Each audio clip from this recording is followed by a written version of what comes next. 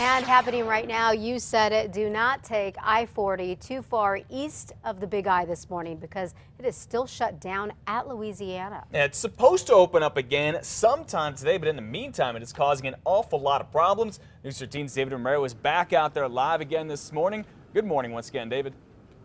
Good morning, Matt. Well, it kind of seems like deja vu as to what we were experiencing yesterday. And as for the drivers who are trying to get east of here, they're not any closer to their destinations east of the mountains than they were yesterday at this time.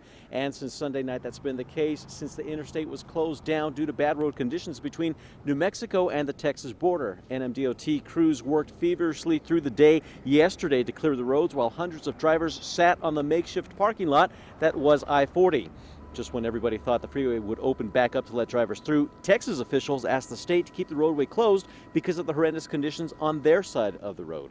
Now, they estimated it would be better for drivers to be able to have shelter here than to be left stranded on the road. Now, it is a different situation this morning because all the drivers that were stranded here on the freeway have been taken to different areas throughout the city. Many are hopeful that the road may be reopened sometime this morning. There's no indication as to when that's going to happen. Meanwhile, these barricades remain up here at Louisiana, and everybody's left doing what they've been doing for the past 24 hours, and that's to wait. And of course, Matt, this is something you don't see every morning. We are actually live standing on I-40. Matt, back to you. Yeah, definitely not a good sign out there. David, thank you for the update. The interstate's supposed to be open once again sometime today. The state has not said when that should be. Those thousands of people are waiting out the aftermath of Sunday night's storm. Take a look at this. It's the blizzard in Texas that has the interstate there shut down. In fact, the interstate here, too, Amarillo got 19 inches of snow plus 60-mile-an-hour winds. That's making it just about impossible to drive through there. You can see this blizzard that is just sweeping its way through the whole Midwest. There in Texas, it's creating some huge snow drifts and terrible traffic problems. And the next time I-40 or another interstate here in New Mexico gets shut down, you can get a free heads up with a text from state police. They have a new text alert system to let you know anytime there's an emergency, including weather and traffic troubles. Head to KRQE.com and click on news links. Sign up for it. Again, it's free.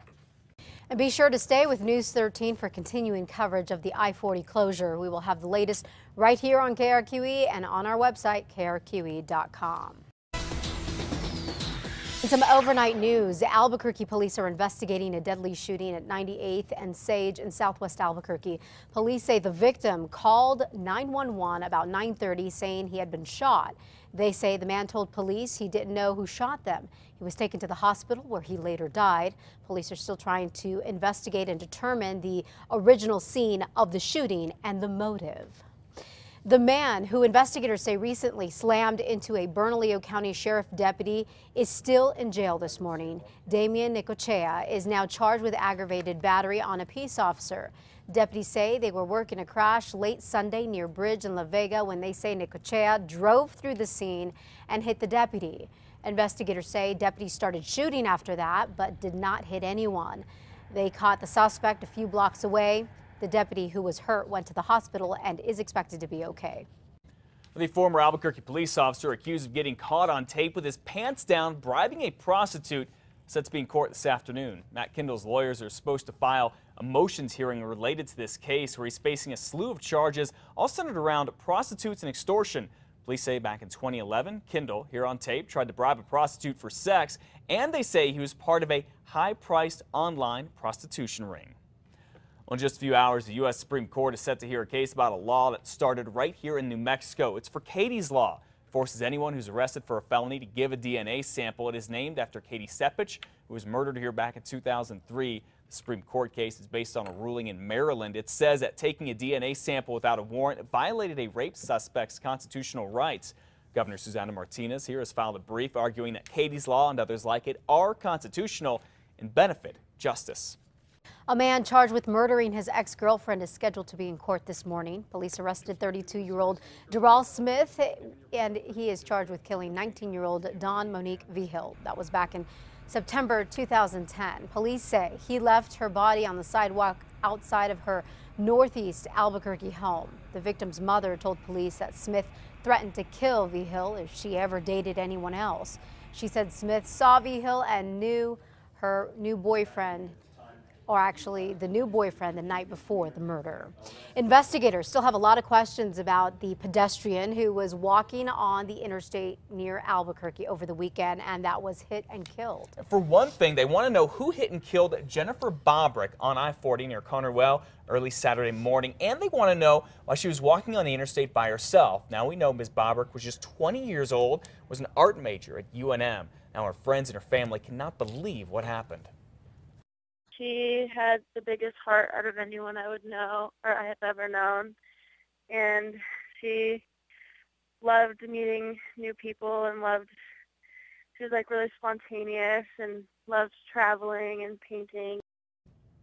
Investigators now treating Jennifer Bobrick's death as a hit and run. They found her car near where she was hit and are waiting for her autopsy to find out more. A manhunt is underway for a man Albuquerque police say is a killer. This is the man they are looking for. They say he is one of two people who murdered another man in a North Valley house early Monday. They say the two men kicked in the door of the house near 12th and Manal in the overnight hours and shot and killed the victim. Cops say the guys stole some sort of a safe or box. A security camera took these pictures. APD says the attack was not random.